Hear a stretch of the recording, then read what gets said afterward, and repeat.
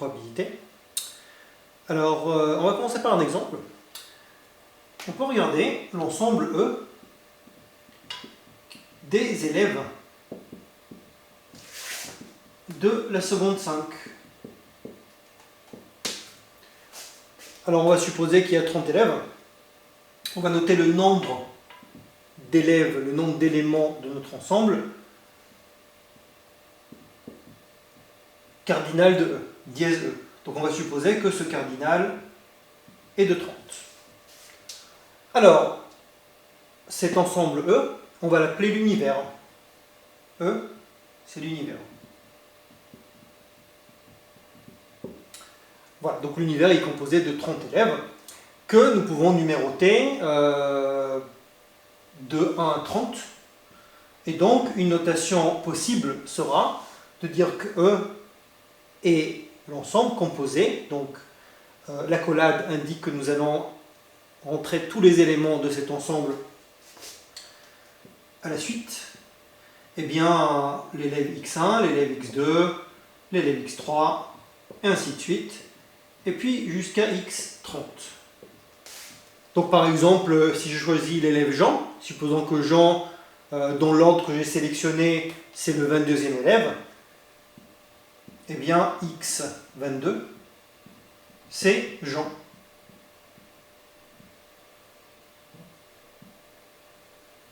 Alors, qu'est-ce que c'est qu'une expérience aléatoire?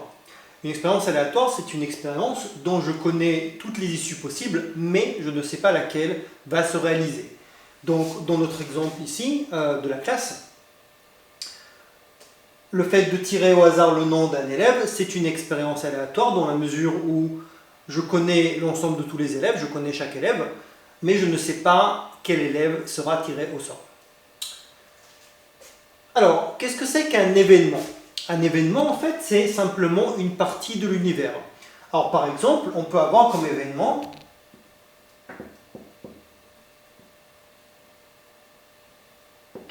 l'élève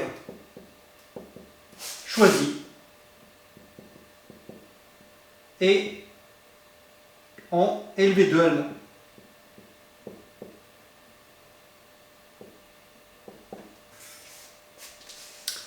Un autre événement possible serait l'élève choisi est une fille. Et ainsi de suite. On peut définir en fait un événement comme n'importe quelle partie de l'univers. Alors nous pouvons représenter la situation à l'aide d'un diagramme. Alors ici, j'ai représenté en bleu l'ensemble E des élèves, donc la classe. Ensuite, en vert, à l'intérieur, j'ai l'ensemble des élèves qui font allemand, c'est donc l'événement A. Et puis ensuite, l'événement F est celui des filles, donc qui est représenté ici en rouge. Alors, à partir d'un événement donné, on peut représenter différents autres événements. La première chose qui va nous intéresser, c'est de définir l'événement contraire d'un événement. Alors, quel est le contraire de l'événement A, c'est-à-dire l'élève fait LV2 allemand? Eh bien, c'est l'événement qu'on va noter A bar, et qui est l'événement contraire, qui est donc l'élève ne fait pas LV2 allemand.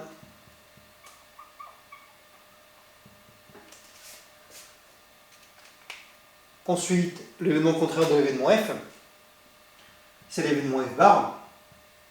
F étant l'événement, l'élève choisi est une fille. F bar, c'est simplement l'événement, l'élève est un garçon. L'élève est un garçon. Voilà. Alors, autre chose qui est intéressante, c'est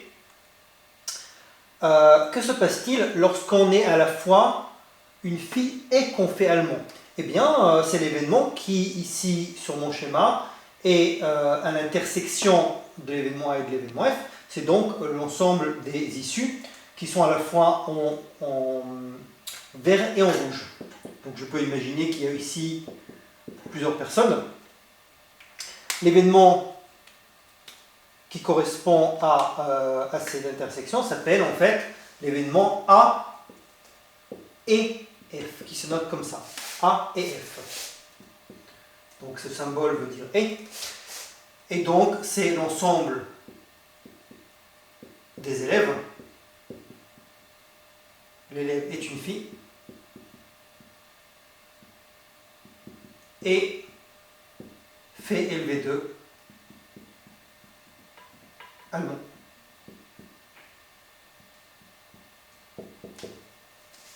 Alors, qu'est-ce que c'est qu'une probabilité sur l'univers E?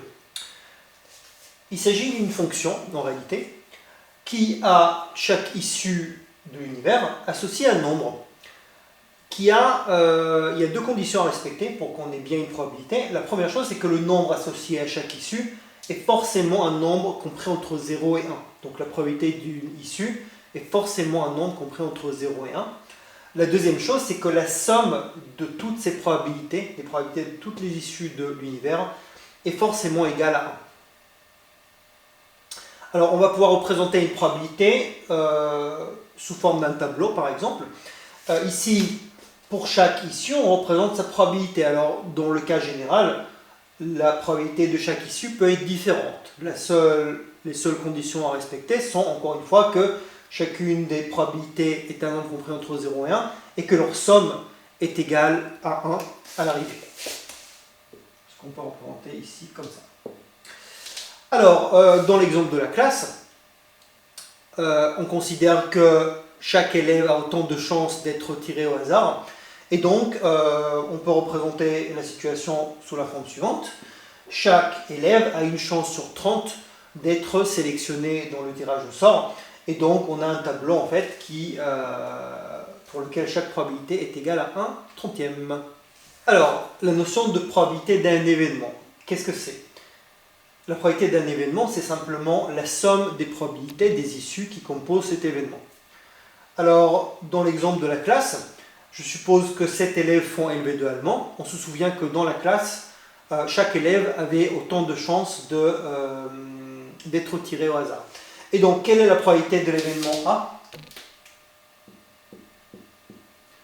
Eh bien, cette probabilité, c'est simplement la probabilité de choisir un élève, 1 sur 30, que je additionne 7 fois de suite, une fois pour chacun des 7 élèves du groupe d'allemand.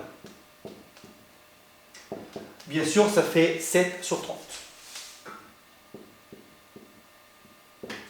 De même, si je suppose que 18 élèves de la classe sont des filles, eh bien, l'événement choisir une fille, eh bien, sa probabilité, c'est simplement la somme des probabilités de chacune des filles de la classe.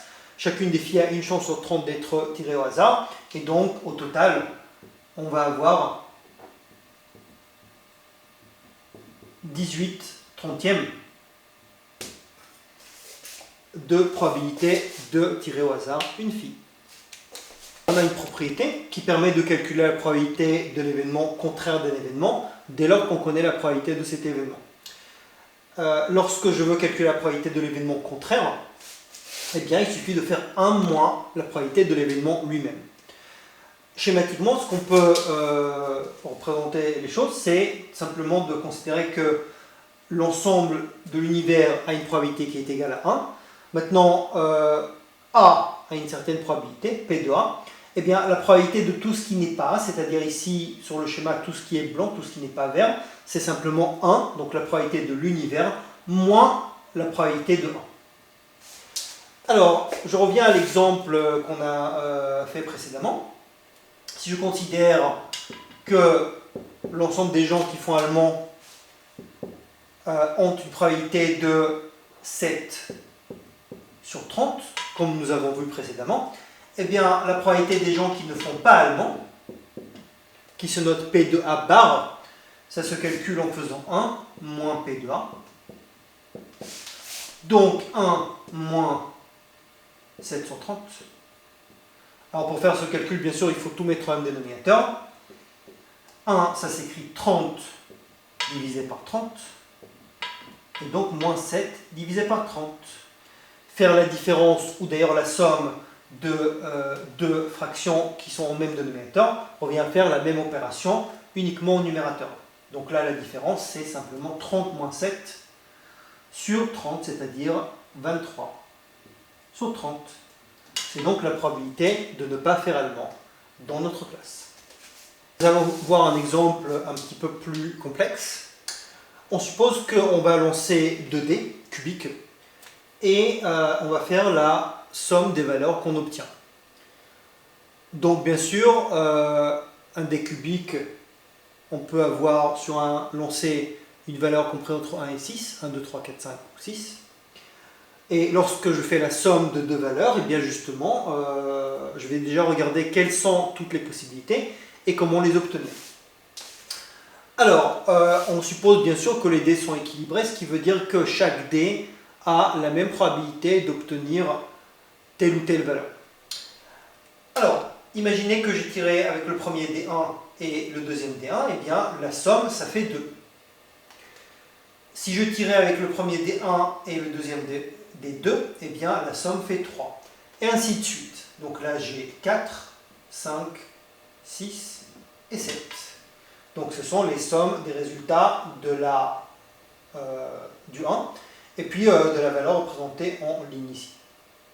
De même, si le premier dé a eu un résultat de 2, eh bien 2 plus 1, ça fait 3. Si le deuxième dé a eu 1, eh bien la somme fait 3.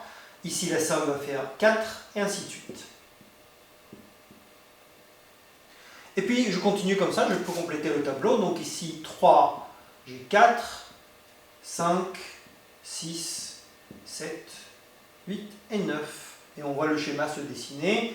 Ici, si au premier dé, j'ai tiré 4, et au deuxième dé, j'ai tiré 1, la somme fait 5. Ensuite, si au deuxième dé, j'ai 2, ça fait 6, etc. Je passe à la suite.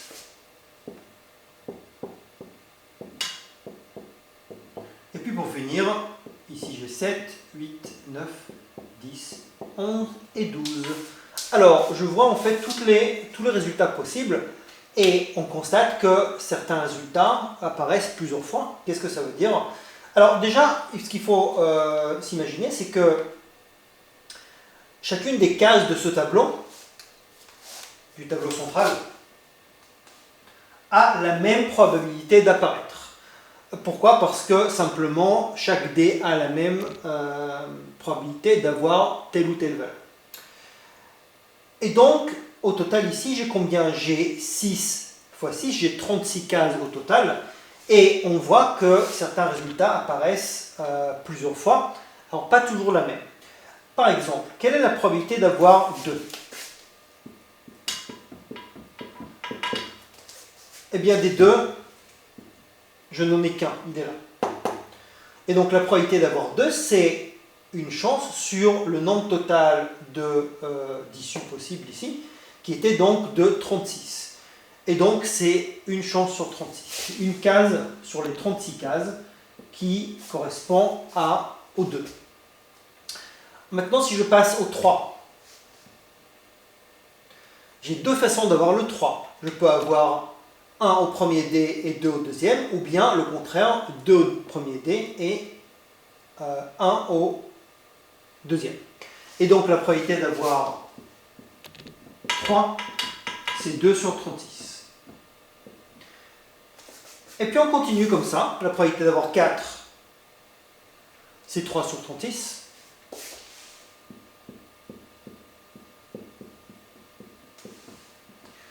Etc. Alors on va pouvoir consigner ces probabilités dans un tableau. Voici le tableau qui donne les probabilités de chacune des issues que nous avons regardées tout à l'heure. On constate en fait que ce qui se passe au niveau des probabilités, c'est qu'au départ, les valeurs des probabilités sont de plus en plus grandes, ce qui correspond bien sûr au tableau. On avait vu que en fait, le nombre d'issues de chaque type était de plus en plus important, jusqu'à qu'on arrive à la valeur 7 ici, qui a donc la probabilité maximale de 6 sur 36. Il y avait 6 cases qui correspond en fait à toute la grande diagonale de notre carré, qui contenait 2,7. Et puis ensuite, ça redescend. Voilà. Alors, on a la probabilité de toutes les issues, ce qui va nous permettre maintenant de calculer les probabilités des événements. Alors, si je regarde l'événement f, obtenir une somme supérieure ou égale à 7, quelle est sa probabilité? Je vais simplement regarder toutes les issues dont la valeur est supérieure à 7. Et je vais faire leur somme. Donc P2F, c'est P de 7 plus P de 8 plus etc. jusqu'à P de 12. Et donc en faisant la somme, il suffit que j'écrive 6 sur 36 plus 5 sur 36 plus 4 sur 36 etc. jusqu'à 1 sur 36. Alors si je fais la somme, eh bien j'ai 21 sur 36. Si je veux calculer la probabilité de G, c'est-à-dire de l'ensemble des valeurs paires, eh bien on va faire P de 2, on prend que les valeurs paires, P de 2 plus P de 4 plus P de 6 plus P de 8 plus P de 10 et au final P de 12. Donc quelles sont les valeurs? 1 sur 36 plus 3 sur 36 plus 5 sur 36 plus, donc là je reviens à 8, donc c'est 5 sur 36 plus 3 sur 36 et à nouveau plus 1 sur 36. Et donc on a ici 18 sur 36 au total. Alors bien sûr, ce sont des fractions, on peut les simplifier. 18 sur 36, ça fait un demi. On a donc une chance sur deux d'avoir une valeur paire. Alors en probabilité, lorsqu'on travaille avec les fractions, on ne va pas forcément simplifier dans la mesure où on va réutiliser éventuellement ces valeurs. Et donc le fait d'avoir déjà un dénominateur commun 36 va faciliter en fait les calculs.